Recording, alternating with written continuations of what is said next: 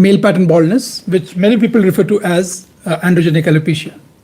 And as we have more people coming onto the screen, just an introduction. Male pattern alopecia is also referred to as by other names like androgenic alopecia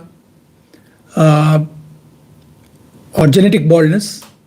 And today we're going to do some questions which have been asked to me in the last few live sessions pertaining specifically to male pattern baldness of a general nature. And I'm going to cover them one by one. And I've covered about 20 questions I've chosen, which truly reflect the essence of this topic, that is male pattern baldness. And sorry, I've got this early morning due to change of temperature. So the first question that Mr. Raj had asked me, yes, please, I'll answer all your questions one by one. You can just send me the questions after the live session is over. You can send them on the comment section below right now. I'll answer them later. But today I'm dealing with only those 20 questions that have been asked in the last 1 week. So is male pattern baldness inherited from your mother's side? Very commonly asked question. Many people say that it comes from my mother's side. It is clinically noted by most clinicians that most patients who present give a family history of baldness on their mother's side. And this could be only anecdotal, but there must be some truth on it because there are a lot of sayings, a lot of idioms in India linked to this inheritance from the mother's side as far as baldness is concerned. So there is something to it, though science does not believe that it completely comes from your mother's side, because baldness, they say, is polygenic. The inheritance is polygenic in nature. The androgen receptor, which is located on the X chromosome, has been identified as a significant contributor to male pattern baldness. Since males inherit the single X chromosome from their mothers, variations in the AR gene, that is the androgen receptor gene, can influence susceptibility to male pattern baldness. However, attributing baldness solely to maternal influence, maternal inheritance, it oversimplifies the genetic landscape of male pattern baldness, androgenic alopecia. It's not so simplistic because there are various factors that contribute to male pattern baldness, which is genetic. So male pattern baldness, we must understand, is a polygenic condition. Several genes are responsible across various chromosomes, and these contribute to the manifestation of baldness in individuals. And genome-wise associations have been identified by several studies and several loci or positions on the chromosomes have been identified linked to male pattern baldness. And specifically chromosomes number 20p11 and 7p21.1 have been incriminated, besides others. So these findings underscore the involvement of autosomal genes inherited from both the parents. There is much more to baldness than inheritance from your mother's side or your father's side. In essence, while the androgen receptor gene plays a pivotal role, it's merely one piece of a complex puzzle.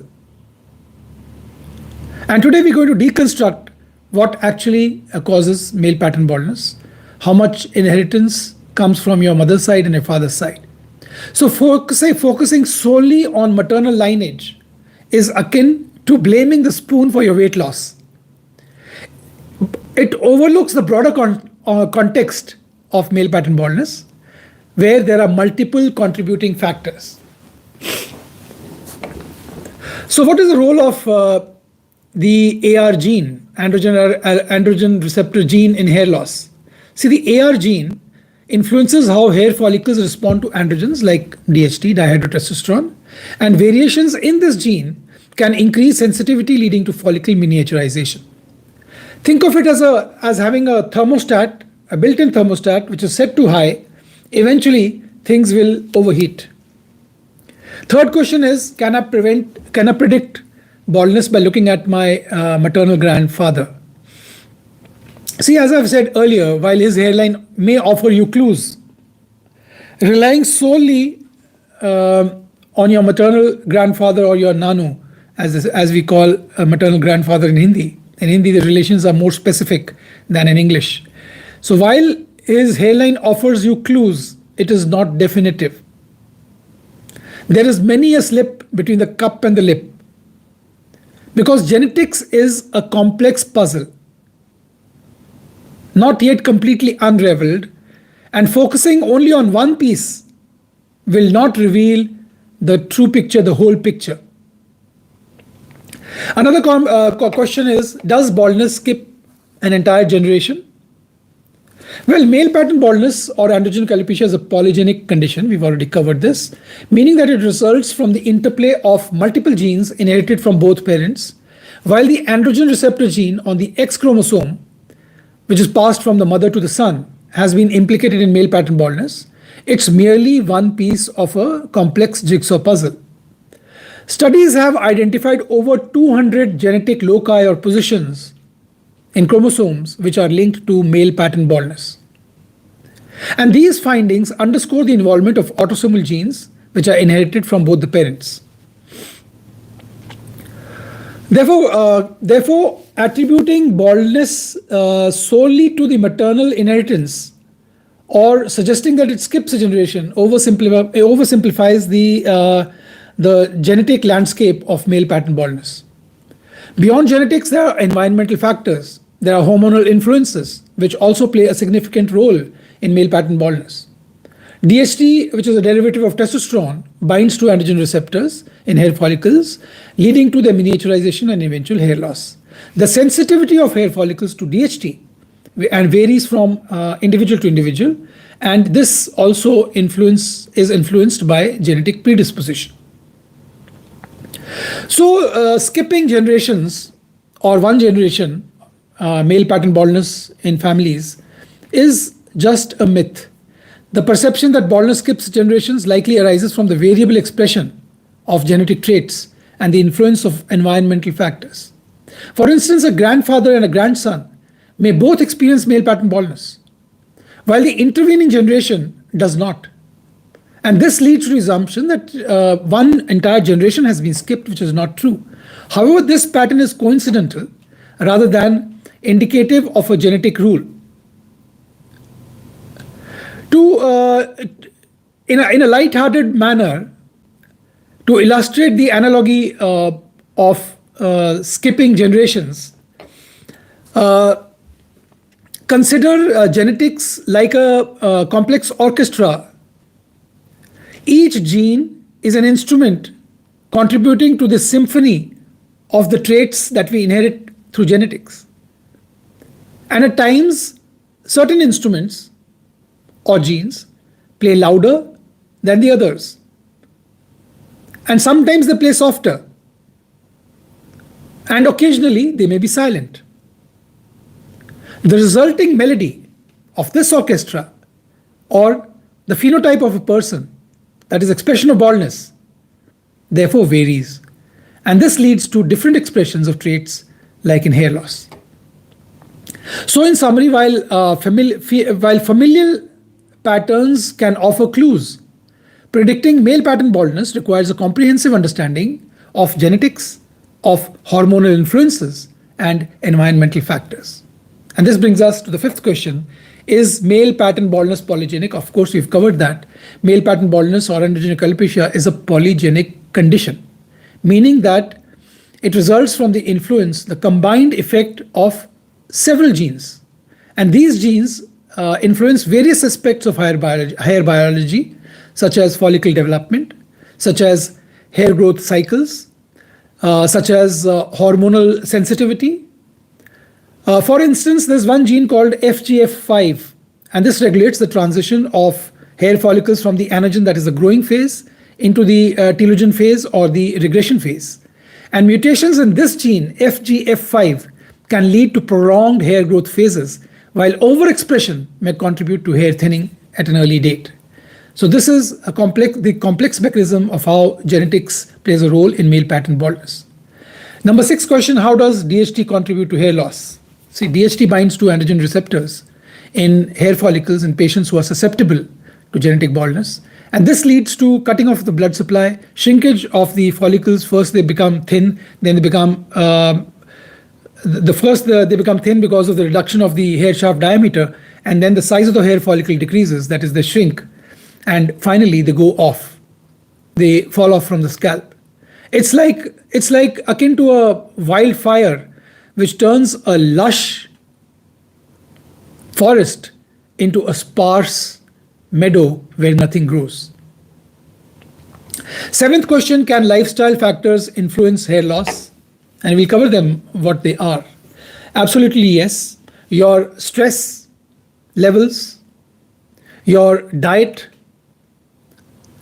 the amount of sleep that you get, whether you follow the sun cycle, the circadian rhythm, whether you do too many night duties, if you're having the genetic predisposition to baldness, if you're doing night duties, and your health can exacerbate genetic predispositions.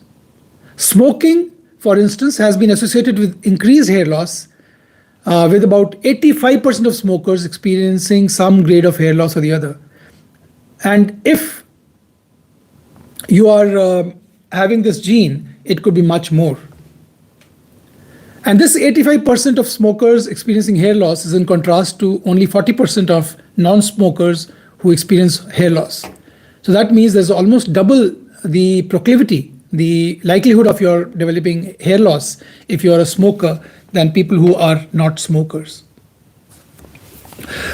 Very good question. Is there a link between early baldness and health conditions? Many people in folklore have believed that people who have baldness, early baldness, suffer from health conditions.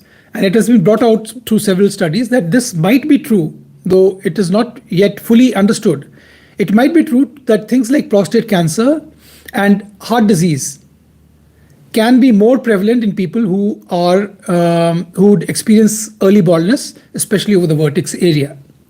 Several studies have explored the association between male pattern baldness and prostate cancer, given their shared androgen-dependent pathophysiology.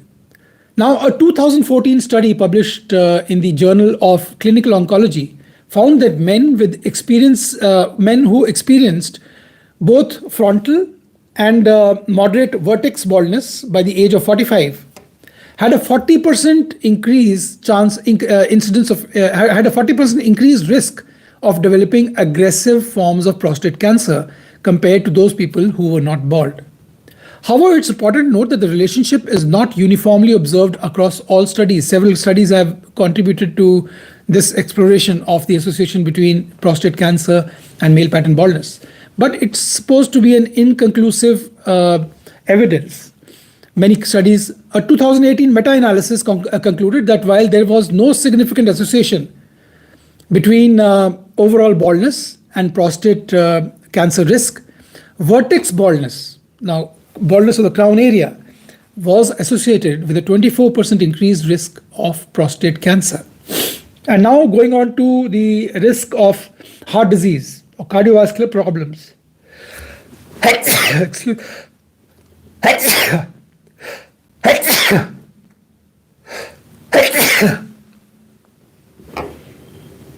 Excuse me. So the link between cardiovascular disease and male pattern baldness. The link between male pattern baldness and cardiovascular disease has also been a subject of investigation by several studies. Though it is still inconclusive, but certain studies have been enlightening.